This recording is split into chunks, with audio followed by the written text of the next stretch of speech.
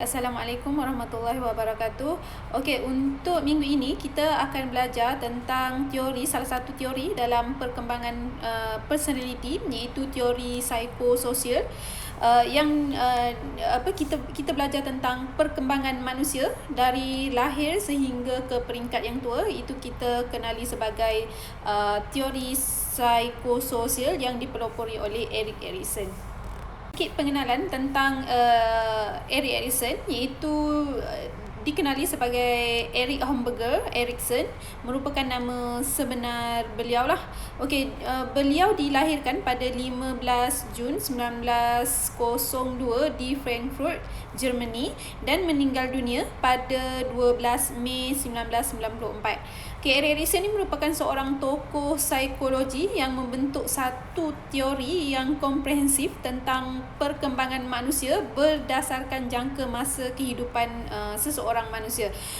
Bermaksud teori ini dia mengkaji dari perkembangan manusia ni, perkembangan psikologi sosial dari awal lahir sehingga ke peringkat yang tua lah, apa yang terjadi dalam kehidupan sepanjang hidup seseorang. Teori Erik Erikson ni, dia membentuk satu teori psikososial ni berdasarkan kepada pengalaman hidup dia sendirilah. Dia menggabungkan tiga elemen ni, tiga faktor, menggabungkan sehingga dia boleh membentuk satu teori. Itu elemen-elemen yang ada dalam teori psikologi sosial ni, itu psikososial, iaitu dia menggabungkan faktor kendiri, iaitu faktor bagaimana self-esteem ataupun penghargaan kendiri dalam hidup dia, elemen emosi, dan juga dari segi faktor persekitaran lah, persekitaran yang memainkan peranan penting dalam perkembangan seharian seseorang. Okey, beliau ni telah mendapati idea seksual Freud tidak bersifat universal lah, tidak bersifat sejagat, orang cakap. Okey, beliau turut menyatakan perkembangan berperingkat dalam identiti manusia adalah universal bagi pelbagai budaya. Maksudnya setiap budaya tu dia mengalami perkara-perkara yang hampir samalah, yang menggabungkan ketiga-tiga elemen tadi, iaitu elemen faktor kendiri, emosi, dan juga faktor sosial. Ego menekankan desakan biologi dan psikososial dalam menentukan fungsi personality seseorang lah. Manusia ni mempunyai keperluan asas yang sama seperti yang kita belajar dalam teori Abraham Maslow, itu teori keperluan. Maksudnya keperluan asas yang perlu dipenuhi oleh manusia adalah sama je. Maksudnya keperluan asas seperti makan, minum, tempat tinggal, dari segi keselamatan, dari segi kasih sayang. Okey, perkembangan manusia ni mengikut tahap-tahap yang tertentu lah. Maksudnya pada peringkat ini apa dia punya perkembangan, pada peringkat yang seterusnya, contohnya peringkat remaja, apa keperluan perkembangan yang perlu ada pada remaja tersebut. Okey, setiap tahap mempunyai konflik. Maksudnya setiap tahap lah, dari kanak-kanak sehingga lahir. Maksudnya dari zaman kanak-kanak lagi mesti ada konflik-konflik yang tertentu. Nanti kita akan tengok sekejap lagi apa konflik-konflik yang berlaku di setiap tahap-tahap tersebut. Okey, konflik yang ada ini kita perlu atasi sebelum individu itu dapat berfungsi dengan jayanya pada tahap yang seterusnya. Bermaksudnya dekat sini konflik-konflik yang berlaku pada tahap peringkat kanak-kanak ni perlu diselesaikan dengan segera sebelum seseorang itu mengalami transisi ataupun perubahan ke peringkat remaja dan seterusnya lah, sehingga ke dewasa. Kenapa perlu diselesaikan dengan segera? Kerana setiap peringkat-peringkat ni dia ada kesinambungan dia ada perkaitan lah dengan perkara-perkara yang lepas, perkara-perkara yang berlaku di peringkat-peringkat yang sebelum ini. Kalaulah peringkat itu ataupun konflik itu tidak dipenuhi dengan segera ataupun tidak diselesaikan dengan segera, maka ia akan memberi kesan kepada peringkat yang seterusnya lah. Contohnya dia ada konflik yang berlaku di peringkat kanak-kanak. Jadi dia tidak dapat menyelesaikan konflik itu di peringkat kanak-kanak. Maka apabila dia dah mengalami transisi ataupun perubahan ke peringkat remaja, maka konflik tadi tu dia akan berterusan lah sehingga ke peringkat yang seterusnya. Okey, kegagalan untuk mengatasi konflik pada satu tahap akan menjejaskan perkembangan pada peringkat yang selepasnya lah kepada peringkat yang seterusnya. Prinsip epigenetik iaitu bermaksud perkembangan manusia ni berlaku pada beberapa peringkat. Dalam teori Erikson ni dia menyatakan bahawa ada 8 peringkat yang perlu dipenuhi ataupun perlu ditempuhi oleh seseorang manusia. Okey, antara 8 peringkatnya adalah seperti berikutlah. Nanti kita tengok satu-satu apa peringkat-peringkatnya. Okey, peringkat yang pertama iaitu percaya versus, nampak tak? Percaya versus tidak percaya. Peringkat yang kedua autonomi versus rasa malu. Peringkat yang ketiga inisiatif versus rasa bersalah. Peringkat yang keempat itu ketekunan versus rasa rendah diri. Yang kelima identiti versus kekeliruan peranan. Keenam intimasi versus pengasingan diri. Ketujuh generality versus pemusatan kendiri. Dan yang ke-8, peringkat yang ke-8 adalah integrity versus putus asa. Serangan ego ni berlaku sepanjang hayat, bukan hanya yang ada pada zaman kanak-kanak sahaja, tidak. Ia berlaku sepanjang hayat lah. Setiap peringkat ni ditentukan oleh krisis psikososial, iaitu konflik boleh diselesaikan secara positif. Konflik yang boleh diselesaikan secara positif akan menguatkan lagi ego seseorang. Manakala konflik yang tidak boleh diselesaikan akan melemahkan ego seseorang. Tengok peringkat yang pertama tadi, iaitu peringkat percaya versus tidak percaya. Okey, tahap psikososialnya di sini iaitu percaya versus tidak percaya ni, iaitu berlaku pada umur kosong tu itu lahirlah, dari lahir sehingga ke 18 bulan. Kanak-kanak ini akan mengalami konflik dekat situ, iaitu pembentukan perasaan percaya dengan tidak percaya. Okey, sikap ibu terhadap penjagaan anak dipengaruhi oleh masyarakat, sentimen masyarakat lah. Di mana ibu itu tinggal lah. Macam contoh, dia tinggal di kampung, dia tinggal di bandar. Maksudnya peranan situasi ataupun peranan persekitaran tu memainkan peranan memberi kesan kepada emosi ibu itu sendiri.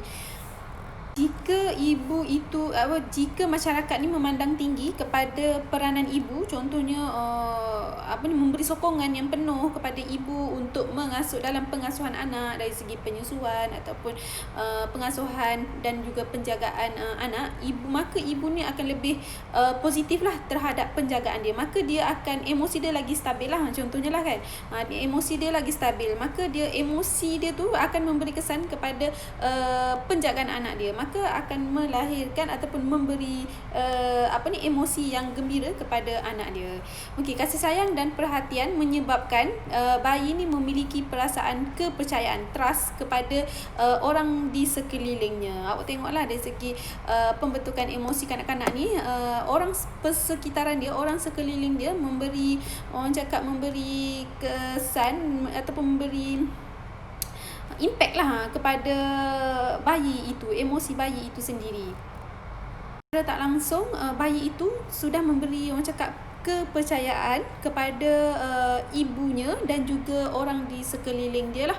Manakala perasaan tidak percaya akan terbentuk sekiranya ibu ini tidak menunjukkan sifat-sifat yang positif kepada bayi lah. Macam contoh, sentiasa nak marah-marah bayi, sentiasa hidup dalam keadaan tekanan, stres, akan memberi kesan kepada emosi bayi itu sendiri. Maka dia akan rasa tidak percaya dan memberi kesan kepada emosinya sendiri, akan sentiasa mudi, akan sentiasa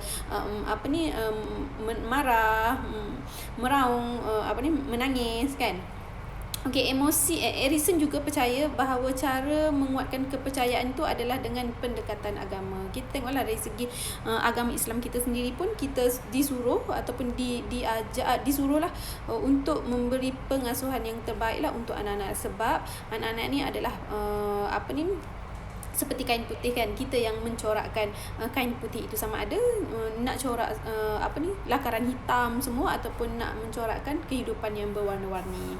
Tahap yang kedua iaitu autonomi versus rasa malu. Okey, pada tahap ni iaitu pada peringkat umur 18 bulan sehingga umur kanak-kanak itu 3 tahun.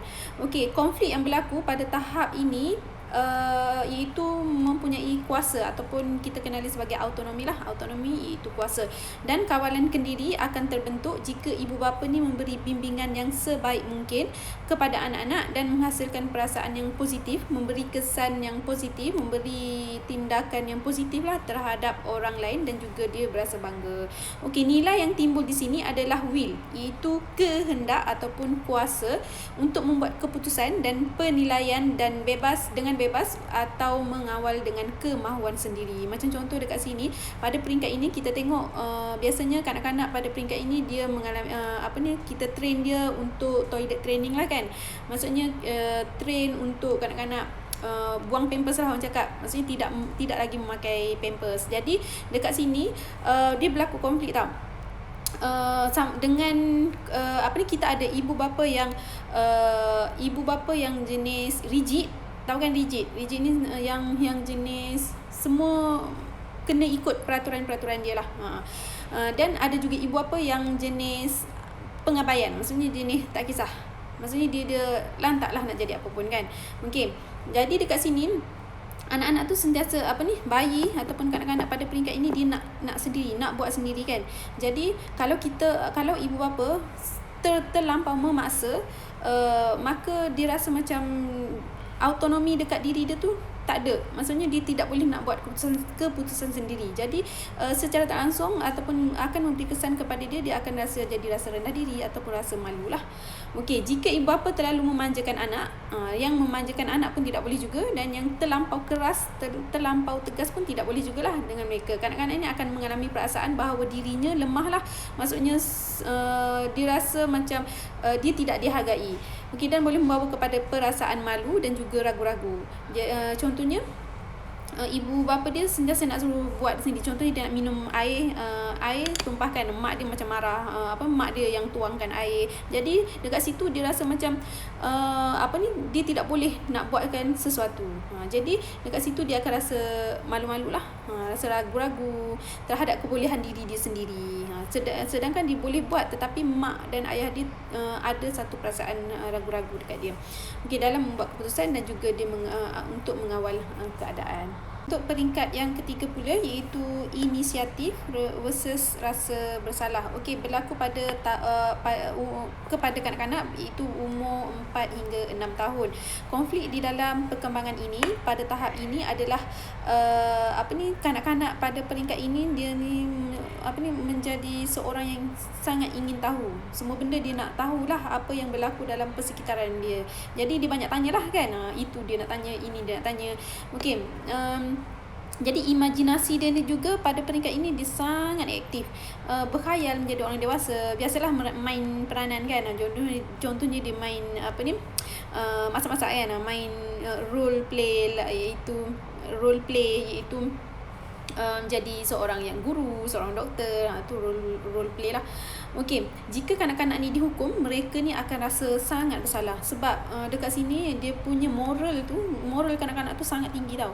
Dia rasa kalau buat sesuatu Tuhan akan marah, Tuhan akan hukum. Jadi dia punya rasa bersalah tu sangat tinggi lah. Maka peranan ibu bapa dekat sini kena guide kanak-kanak itu.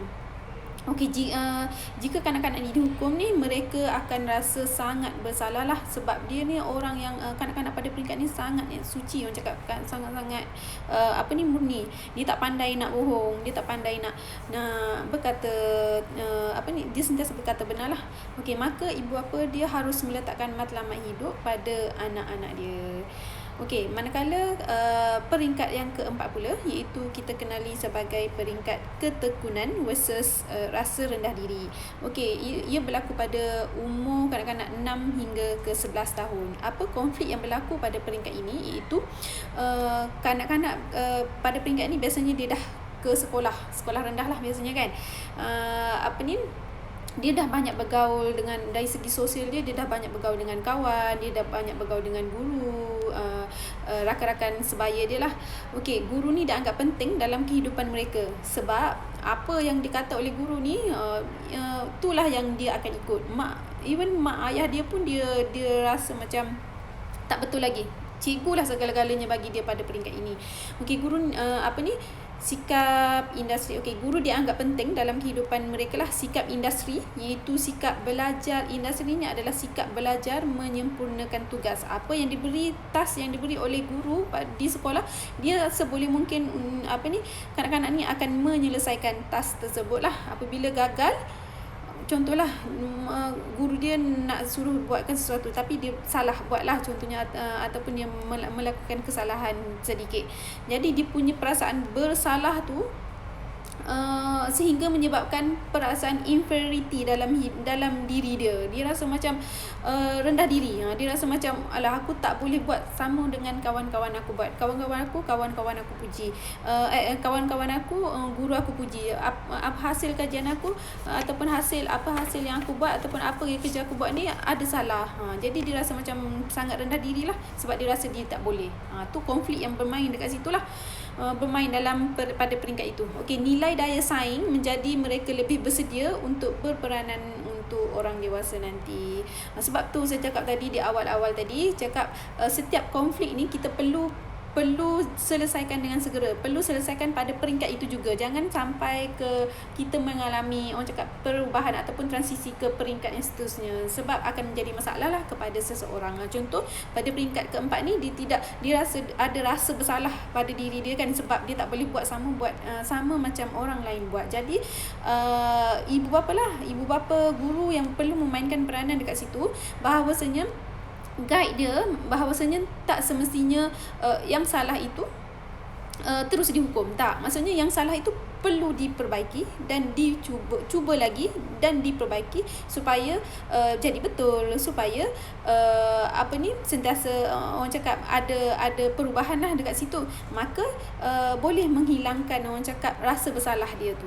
Sebab itulah setiap konflik saya cakap tadi kan, setiap konflik ni ada pada peringkat kehidupan manusia lah. Tetapi kita perlu menyelesaikan konflik itu dengan segera, dengan bantuan orang sekeliling lah.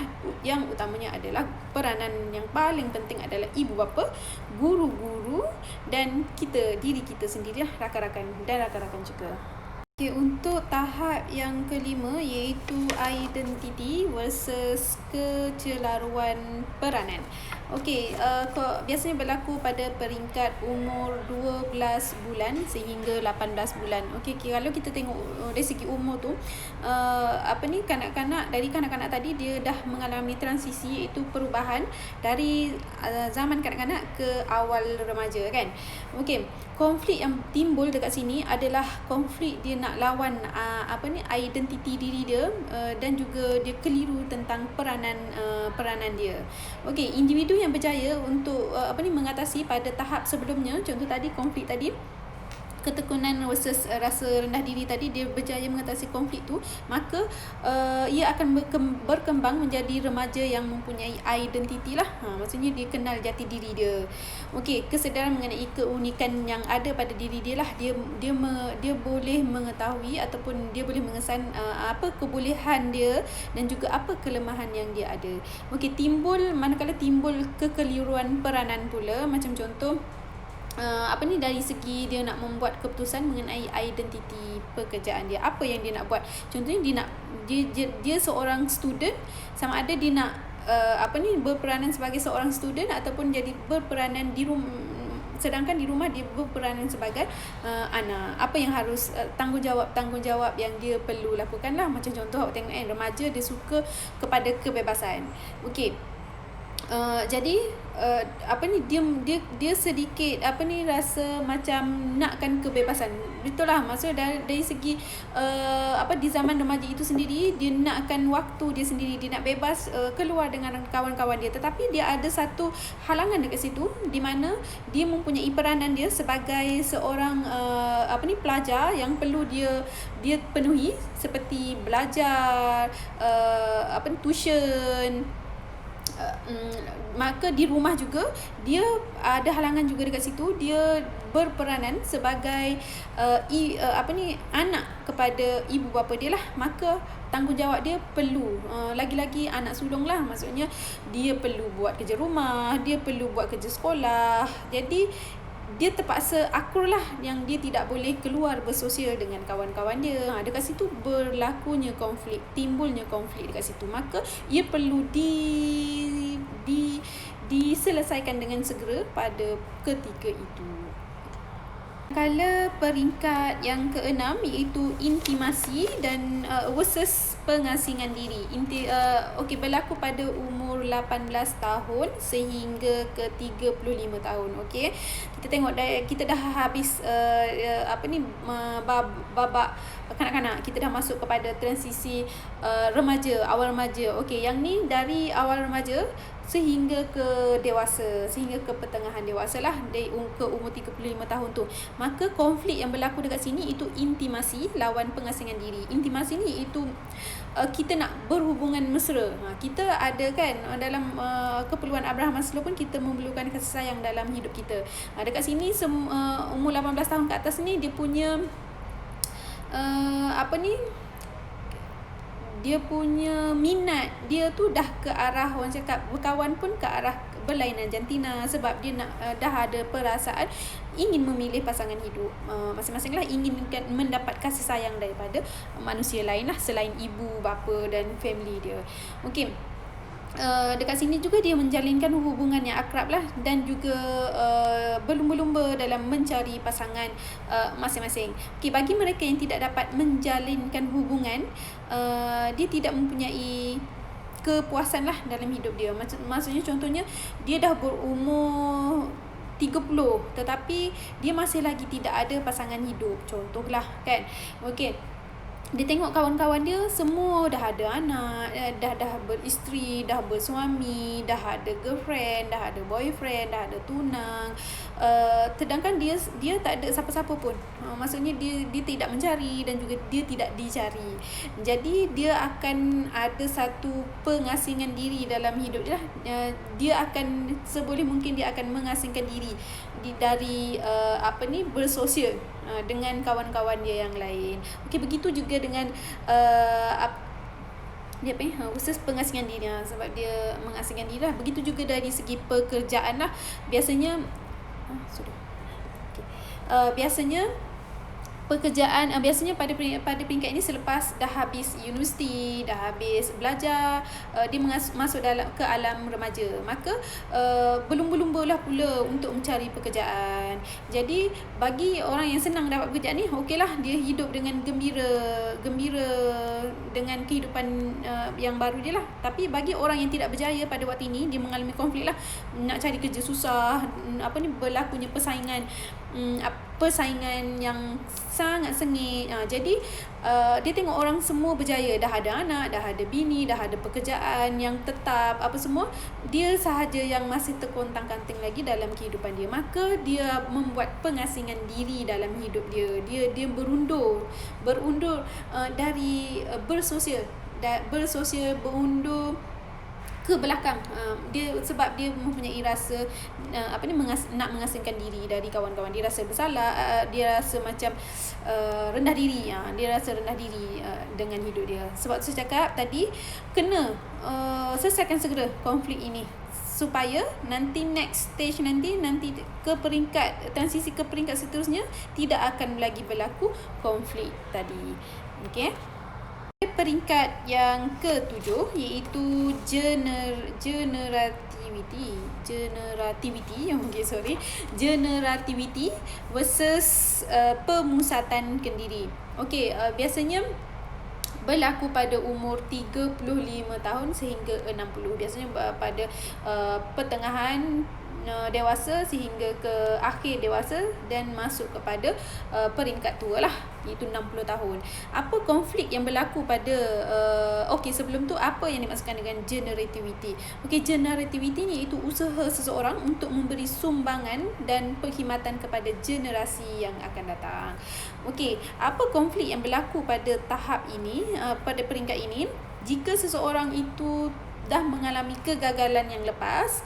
Contohnya yang tadi, dia mengalami kegagalan pada tahap yang ke-6 tadi, iaitu dia tidak mendapat pekerjaan, dia masih lagi bekerja biasalah, maksudnya dia tidak ada, orang cakap tidak ada kerja tetap, dari segi pekerjaan, dari segi kehidupan dia pun sangat teruk lah berbanding orang lain kan. Maka dekat sini dia tidak dapat nak memberi sumbangan. Generativity tadi dia tidak dapat memberi sumbangan kepada generasi luar lah, generasi muda pada masa dia tu lah. Maksudnya apa sumbangan dia nak beri kepada orang lain pula untuk next generasi.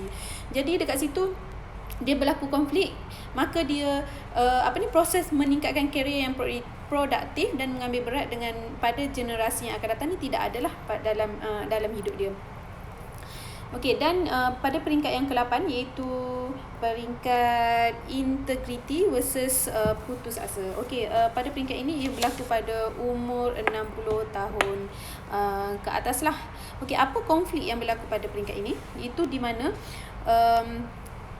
jika dia tidak berlaku kegagalan pada peringkat-peringkat yang sebelumnya, maka dia akan rasa hidup dalam orang cakap kekesalan lah, dan juga putus asa dalam hidup dia. Tetapi bagi orang yang berjaya pada peringkat-peringkat sebelum ni, dia akan hidup selepas pencen lah kan, 60 tahun ke atas ni. Okey, dia maka dia hidup dalam keadaan yang happy. Dia hanya orang cakap beribadat untuk menunggu hari kematian dia saja. Tengok perhubungan pada peringkat awal dewasa pula, iaitu kita tengok apa maksud di setiap perkataan ni lah. Okey, individu intimate iaitu individu yang mempunyai hubungan heteroseksual, iaitu jantina yang berbeza lah. Yang tu yang biasa. Individu intimate ni individu yang biasa, antara mempunyai hubungan antara lelaki dengan perempuan. Okey, manakala individu prentimate pula iaitu mempunyai hubungan yang rapat dengan orang lain. Dia rapat je dengan semua orang, tetapi dia mempunyai rasa berbelah bahagi terhadap hubungan cinta. Maksudnya dia untuk komitmen cinta tu dia tidak ada lah, tapi dia rapat dengan semua orang lah, termasuk berlainan jantina. Okey, manakala individu stereotype pula iaitu mempunyai hubungan dengan ramai orang, tetapi dia kurang memberi komitmen. Komitmen tu dari segi komitmen kerja dan juga komitmen dengan perhubungan cinta lah. Okey, pseudo-intimate iaitu individu yang stereotype yang menjalinkan hubungan yang tidak begitu mendalam, tetapi dia melibatkan diri dalam perhubungan heteroseksual. Terasingan iaitu individu yang mengasingkan diri daripada situasi sosial, manakala individu berpadu pula iaitu mempunyai komitmen dalam perhubungan dan mempunyai sifat kebergantungan kepada pasangan tetapi sedang mencari hubungan yang committed. Macam contoh dia ni dululah, macam normal lah individu berpadu ni, maksudnya dari segi bermula dengan perkenalan, lepas tu mempunyai ikatan pertunangan, kemudian terus ke alam perkahwinan. Generativity dalam peringkat pertengahan tadi. Okey, pada peringkat ke-7 tadi iaitu terdapat 5 status peringkat generativity yang berdasar kepada kriteria penglibatan dan juga pemasukan.